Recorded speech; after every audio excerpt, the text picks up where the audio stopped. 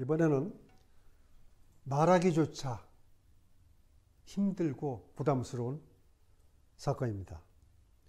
양평 일가족 4명 생매장 살인 사건입니다. 89년 11월 13일인데 그 당시에는 노태우 정부에서 대범죄정쟁 선포를 해서 범인들과 수사기관 간의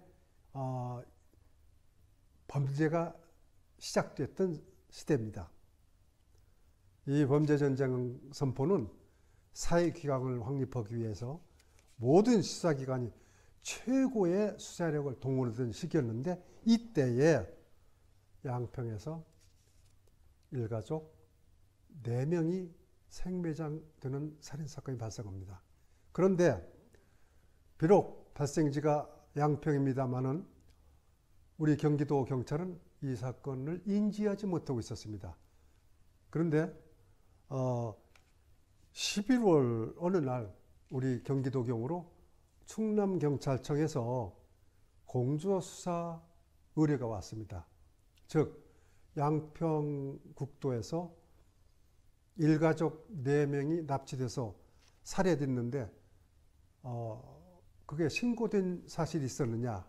근데 우리가 알아본 바로는 일체 그런 사건이 신고된 게 없었고 심지어 실종됐다는 신고도 들어온 바가 없습니다. 없었다고 그랬더니 지금 범인을 대전에서 검거했는데 오늘 범인들을 데리고 양평으로 갑니다. 현장 검증을 가게 되니까 협조 좀 해달라 해서 우리가 양평으로 출발을 하게 됩니다. 그 양평군의 모곡 유원지라고 있습니다. 그 모곡 유원지 근처에서 양평 경찰과 우리 경기도경 직원들이 충남경찰을 맞이합니다. 근데 그들이 데리고 온 사람이 남자 2명과 여자 1명인데 모두 포승에 묶여 있었고, 그래서 그들이 진술에 따라서 그 모곡 유원지 근처에 어느 산길 임도를 따라 올라갑니다. 어느 장소에 가서 그들이 지적하는 장소에서 우리가 내려서 보니 그 사건 경위를 설명하는데 그곳에서 4명을 죽여서 범행을 했다고 이렇게 진술함에 따라서 우리는 양평 경찰과 협조해서 범인이 지적하는 장소에 삽으로 구덩이를 파기 시작합니다. 근데 뜻밖의 단단한 흙들이 모두 푸석푸석에 이미 파헤쳐진 흙으로 있어서 비교적 쉽게 땅을 파기 시작한 지 불과 몇 분 만에 드디어 묻혔던 시신을 찾아내기 시작합니다. 그래서 시신 3사람, 여자 노인 60대 중반의 노인 2분과 남자 60대 중반의 남자 1분이 한 구덩이에서 발견이 되고, 불과 5m 지점에 따로 구덩이에서는 여자 어린 아이가 무릎이 꿇린 채 옆으로 누워서 흙에 덮여 있었습니다. 결론부터 말하면 이 시신을 나중에 부검을 해본 결과 모두 기도에서 흙이 발견됐습니다. 다시 말해서 사람이 살아있을 적에는 숨을 쉬게 되는데 이 시신의 기도에 폐 속에 흙이 들어갔다라고 하면은 살아있는 가운데 흙을 마셨다는 얘기입니다. 즉 이 시신들은 살아있는 채 생매장된 겁니다. 사건 전 과정에 대해서 말씀드리겠습니다. 이 범인들은 1990년 11월 9일 양평 홍천간 6번 국도를 지나가고 있었는데 그들이 탄 차는 인천에서 렌트한 렌트카였습니다. 렌트한 소나타를 지나가다가 자기 차를 앞질러서 추월하는 소나타 차를 뒤쫓아가기 시작합니다. 빠른 속도로 뒤쫓아 그 앞차를 가로막더니 그 렌트카에 타고 있던 범인들 4명, 즉 남자 3명과 여자 1명이 공범이라고 그랬죠. 그 렌트카 운전하고 있는 것은 주범인 이성준입니다. 이들은 차에서 내려서 그 뒤에 가로막혀서 정차해 있는 뒤에 소나타 차를 향해 쫓아가더니 2명은 그 소나타 차에 타고 그 차 주인을 안에다 억류시킨 채 타고 이성준은 그 차에서 5살 먹은 소녀를 데리고 와 공범이었던 여자 심혜숙입니다. 여자한테 얘 좀 데리고 있으라고 맡기고 그 렌트카를 자기가 운전하고 함께 출발합니다.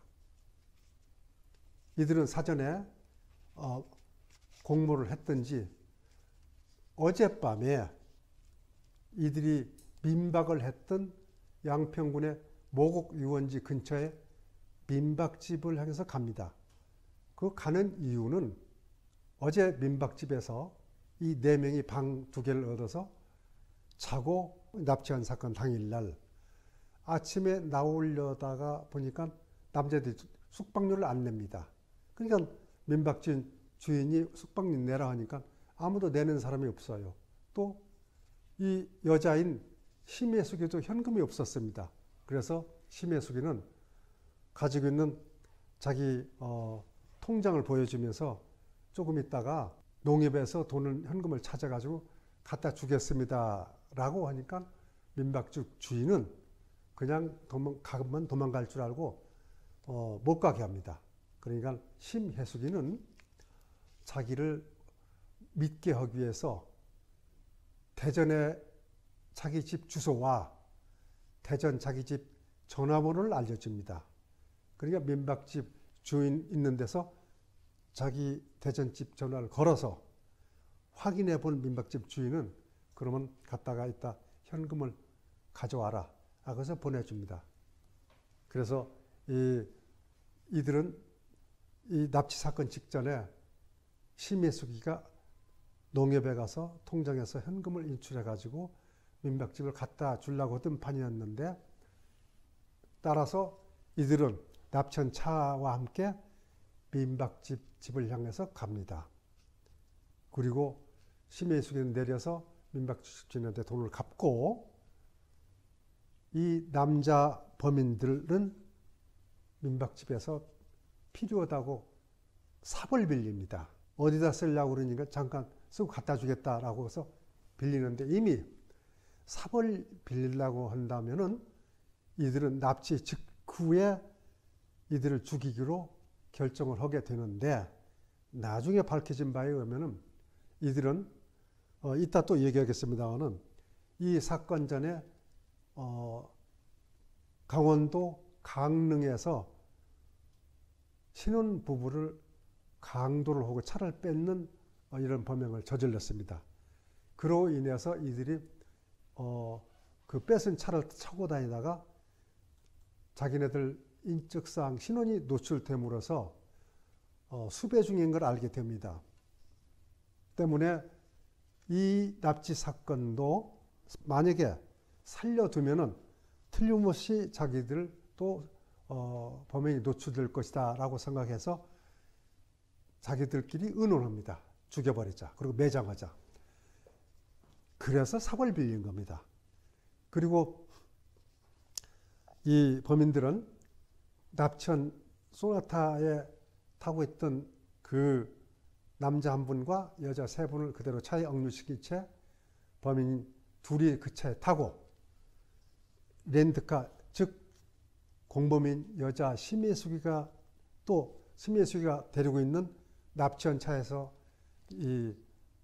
데리고 온 여자아이를 렌트카에 태운 채 거기서 약 20분 정도 거리에 떨어진 낮은 임야를 향해서 가다가 임도를 발견하게 됩니다. 거기를 임도를 따라서 약 20분간 올라서 꼬불꼬불 올라가다가 일정은 언덕에서 쓰더니 거기서 범인들은 남자 한 분과 여자 두 분을 끌어내립니다. 그리고 뒤에 타고 온 뒷차, 즉 렌트카에는 심혜숙이가 어린애를 데리고 있죠. 그 차를 운전하던 이성준이는 여기 있으라라고 해서 하면서 앞차와 거리를 약 50여 미터 남겨놓은 채 혼자 납치한 차와 공범들이 있는 장소로 갑니다. 가더니 거기서 남자 한 분과 여자 두 분을 손목을 묶은 채 발로 차고 때리고 그래서 경사진 언덕 밑으로 굴러 내립니다. 그리고 가져간 삽으로 구덩이를 파서 흙과 돌로 매장을 합니다. 살려달라고 가진 애원을 하고 이 사람들을 냉정하게 매장을 하고 그 다음에 이성준이는 다시 심혜숙이 공범, 심혜숙이 있는 차로 와서 그 어린애를 데리고 갑니다. 인용필이 등과 함께 앞서서 매장한 그 현장 약 10m 떨어진 곳에 구덩이를 파고 여자아이를 거기다가 무릎 꿇린 채 매장을 합니다. 어린아이가 울부짖으면서 아저씨 살려주세요, 살려주세요. 뭐 오직 그렇게 했겠습니까? 이들은 이미 사람이 아니었습니다. 심혜숙이가 묻습니다. 이성준이한테 그 아저씨 운전하던 아저씨와 조금 전에 데리고 갔던 애인은 어떻게 했느냐? 그러니까 소나무에다 묶어놨다. 묶어놓으면 어떻게 하느냐? 헐겁게 묶어놨으니까 우리가 가고 난 다음에 풀고 내려올 것이다. 뭐 이렇게 이야기하고 뺏은 차와 이 렌턴 차를 몰고 나옵니다. 이들은 그 길로 안양으로 가고 갔다가 그 다음날 지리산으로 도주하기로 결정을 합니다. 지리산으로 도주하기로 결정을 하면서 대전에 도착을 하게 됩니다. 이때 심혜숙이는 갈등을 하게 됩니다. 좀 지나친 거 아니냐. 이미 강릉에서도 신혼부부도 강도했고 양평에서도 그렇게 했다면 좀 심각한 거 아니냐라고 생각을 하게 되죠. 그러면서 대전에 내 친구가 하나 있는데 그 애들 데리고 가자라고 꼬십니다. 그러니까 이 남자 이성준이를 비롯해서 오태환이 얘네들은 여자 하나 더 있으면 좋겠다 싶어서 심혜숙의 말에 동의하고 대전으로 갑니다. 대전에 자기 친구 집 근처에서 차를 세운 이들은 심혜숙이가 혼자 친구 집에 가겠다고 그러자 범인 중 오태환이가 혹시 심혜숙이가 변심해서 도망가지 않을까 해서 따라옵니다. 그러나 친구 집에 입구에 가서는 혼자 들어가겠다라고 해서 오태환이 놔둔 채 심혜숙이 들어가서 친구를 만납니다. 친구를 만난 심혜숙이는 대강의 사건을 이야기합니다. 저들이 지리산을 가자고 그러는데 널 내가 데리고 가겠다고 그러고 빠져나왔다. 그러고서 신고를 부탁합니다. 신고도 깜짝 놀라서 바로 경찰에 신고를 하게 되죠. 경찰이 통화를 할 때 이성주 등 범인이 타고 있는 차량과 또 그 위치를 알려주게 됩니다. 이 신고를 받은 경찰은 대전 경찰은 즉시 현장에 출동하고 이를 눈치챈 이성주는 그 양평에서야 빼앗은 그 소나타 차를 급히 시동을 걸어서 도주하기 시작하고 뒤이어 경찰차가 뒤쫓습니다. 그 과정에 오태환은 이미 검거가 됐고, 또 말씀드렸다시피 그 시기에는 대통령의 대범죄전쟁 선포한 지 몇 달 되지 않았기 때문에 모든 경찰력이 무기를 소지하는 등 총 비상사태에 있었기 때문에 이들이 설마 양평에서 일가족을 안매장 살인 사건의 주범이라는 또 그런 신고도 없었기 때문에 그걸 몰랐지만 일단 도주하니까 지금 같으면 그 불가능한 일입니다만 범죄전쟁 선포의 효과로 도주하는 이 차를 향해서 총을 발사합니다. 그래서 타이어에 맞아서 차가 벙커가 나죠. 그러면서 오태환이는 또 이성준은 총을 맞고 도망을 가고 범인 윤모도 총을 맞고 바로 검거가 됩니다. 그래서 경찰서로 연행을 하고 이제 도주한 범인에 대해서 수사를 하기 시작하죠. 그러다가 결국은 이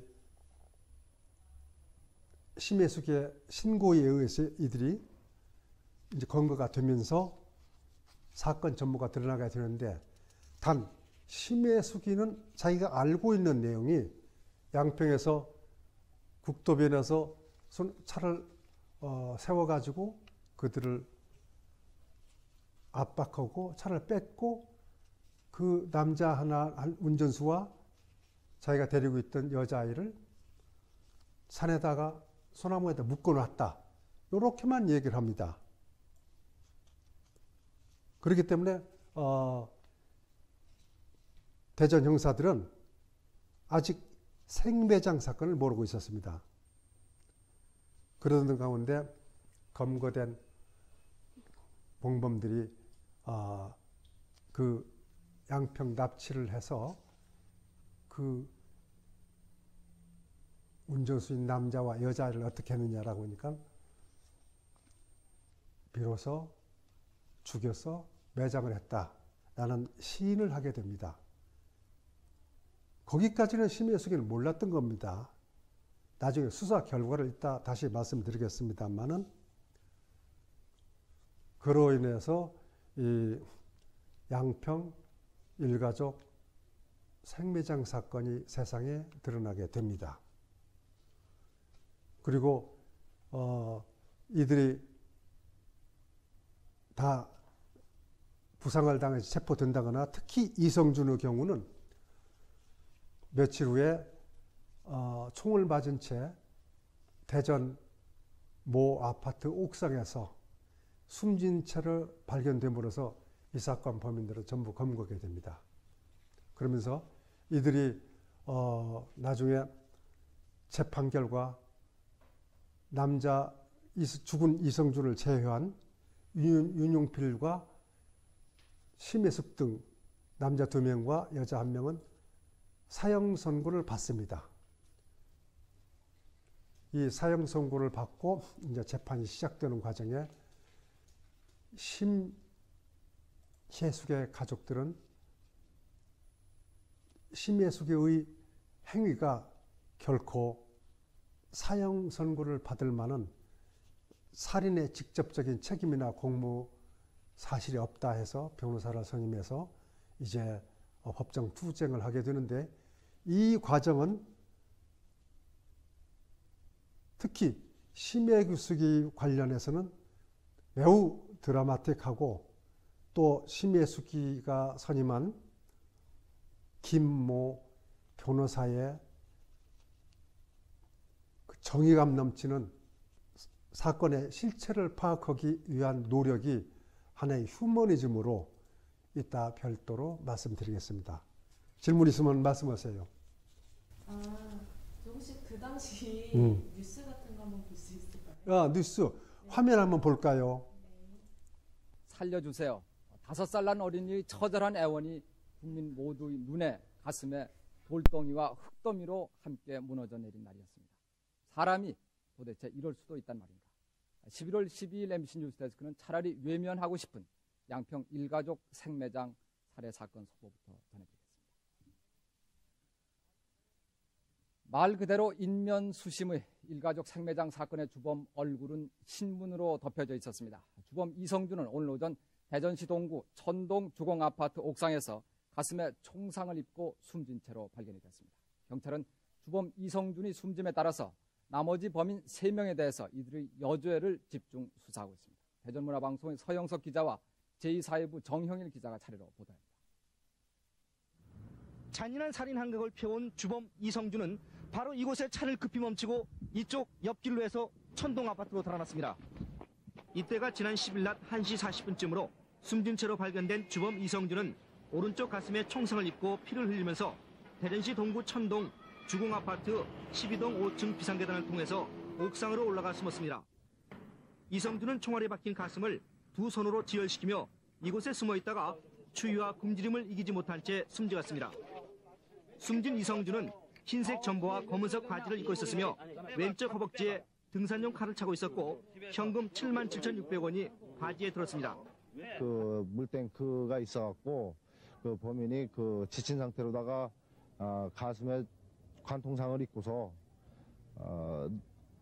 누워 있는 것을 확인했습니다. 경찰은 오늘 아침 저희 방송을 통해서 범인이 아파트로 뛰어들어갔다는 목격자 진술이 방송되자 오전 7시부터 이곳을 재수색하다가 시체를 발견했습니다. 하원 뒤에 그 꽃밭이 있는데 천동 아파트.